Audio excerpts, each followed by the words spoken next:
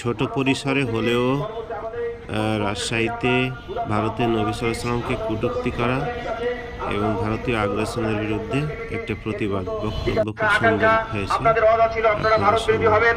আপনি যখন আমেরিকা থেকে বাংলাদেশে পদার্পণ করেন তখন বলেছিলেন যে বাংলাদেশের দিকে কোনো নজর দিলে সেভেন সিস্টার অস্তিত্ব থাকবে না।